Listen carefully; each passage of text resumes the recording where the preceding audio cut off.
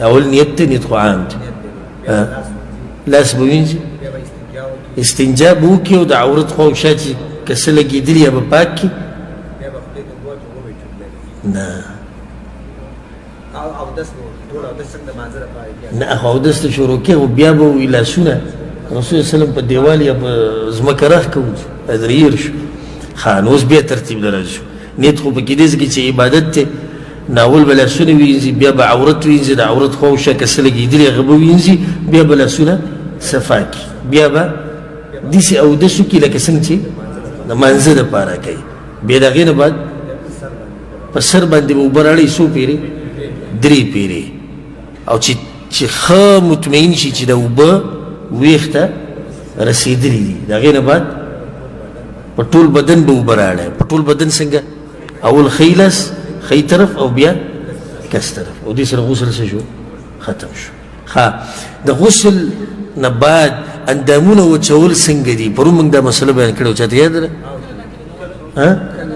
کله نه کله جایز دي او نه کول څه دي غوره دي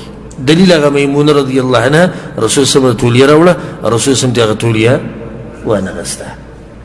دا د غسل طریقه شوه او حاصل شو د غسل ښه د دې نه بعد د دې نه مخکې موږ مسله د اودس ذکر کړې وه د اودس طریقه به څوک به بیان کړي د ملګرو ته او دوی ته به مخکې اودس دې وکړي شرعي اودس څنګه چې پیغمبر صلی الله علیه وسلم کړه کوم ته نه خالص د الله بخلو کې څوک شته ته کولی شي بس ودرېږه د ملګرو ته مخکې او داسې هغه یو پیر هغه مکه کې څه کسان لګي او هغه صوفیان ورته کړي هغه هوا ته اودس کوو ته مخکې شان وکړه د ملګرو ته مخکې صحیح ورسره وایه اول به دا وکړي بیا به دا وکړي بیا به دا وکړي اول به نیت وکړو د اودس نیت په کوم ځای کې دی نیت په ځای کې نیت چې وکړو نو دې سره دا وضاحت کوي چې ګوره نیت په خوله باندې نشته یعنې د اودس دپاره نیت لازم دی ځکه چې عبادت دی او نیت به په زړه کې بیا به لاس وینځو نه بیا به بسم الله وایو بسم الله بسم الله چې دی وي بیا به لاس وینځو بیا به 3 پیرې لاس وینځو بیا به خولې ته اوبه واچوو په یو چونګ باندې خولې ته او پوزې ته اوبه واچوو بیا به اوبه راوالو یو چونګ به خولې ته په یو چونګ کې خولې ته به یې واچوو بیا به پوزې ته به یې راکړو دا کار به 3 پیرې وو ښه په خوله کې د اوبه به وچورلو بیا به یې توکو او پوزه به سوړ کړو په ګس لاس به پوزه سوړ کړو دا پکې نشته چې پوزه به لازم ترخې او غړغړه پکې نشته د غړغړې دا مسله بې دلیله ده صرف په خوله کې اوبه وچورله د هغې نه بعد به مخ به وینځو 3 پیرې یعنې په پلنوالي د مخ اندازه چې ده د یو غوږ نه د بله پورې او په اوږدوالي کوم ځینې چې ویښته راخیږي د زنه پورې د ګیرې مسله ګیره کې به خلال وکړو که چېرته ګڼئ او که چېرته رنګۍ ګیره یي نو بیا خو لازم دي چې لاندې سرمن ته اوبه ورسوو ځکه چې خو اسانه ده خو که ګڼه ګیره یي نو طریقه بیا حدیث کې دا هم راغلی دی چې چونګ اوبه راوالې او دې ګیرې ته یې واچې او بیا پکې دا ګوتې دا پکې وې دا هم صحیح دي ثابت دي د رسول سلم دا طریقه بیا به ښي لاس وینځو د دې څنګلو پورې د کوم ځای نه د ګوتو د سرونو نه دې کې ډېر ملګري خطا کېږي هغوی چې لاس وینځي د اوبو ته د لاس د دې ځای نه نیسي د دې مړوند نه او دا ځای ورسره پرېږدي د ورغوې او د لاس د شا نو دا دوی خطا شوي دي ګورئ لاس یې ویلی شي د ګوتو د دې سرونو نه شروع کېږي د سنګره پورې ها بیا به ګس لاس وینځو د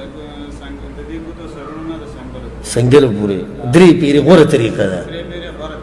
بیا به د سر مسه وکړو د دې ځای نه به شروع کړو شا پورې به لاړ شو بیا به مخې ته راشو او یا دویمه طریقه داسې ده چې د شا نه یې مخې ته راولو او د مخې نه یې شاته بوځو درېیمه طریقه دا ده چې څنګه د ویښته یي دغې شان پرې مسح وکړه د غوږونو مسح به څنګه کوو کمې ګوتې دې ته مسواکۍ ګوته وایي او دې ته د توحید ګوته هم وایي دا به پکې دننه کېږدي دا به په دې غوږونو کې ووایي او دا غټه ګوته چې کومه ده دا به شاته د دې غوږونو نه داسې تاو کې بیا بیا به د هغې نه پس په وینځو 60 مسح دې بګې ذکر نه کړی نشتی 60 مسح بدعت دی بیا بیا به خېټ په وینځو او 3 پیرې د دې د ګیټو پورې او بیا به کسب کوي د سنیانو سره ګیټې کمې ویلي دا کمې چې دوه غاړو ته راوتي شیعګانو سره ګیټې کمې ویلي شاته چې راډو کې راوتی د هغوی عجایباتو کې دي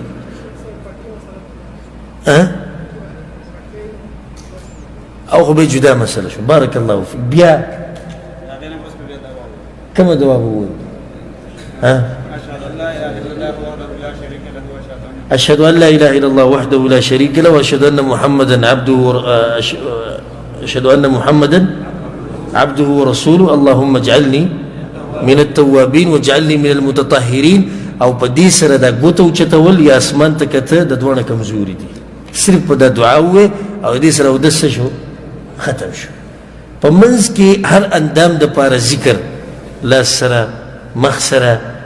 سر سره د بدعت نشته خدای چاته یاد دي چې کړي دا ګوره اکثر التزام دا کمرونه چې دي دا تبلیغ کې چې ګرځي را ګرځي او علم وسره نه هغوی د خلکو ته ښیي نه نه مړه اودس ختم ګوته ته نه هغه د هر ځای دپاره خپل دغه دی چې مخ یې ځینو یا الله زما مخ سپین که د قیامت په ورځ تا ته یاد دي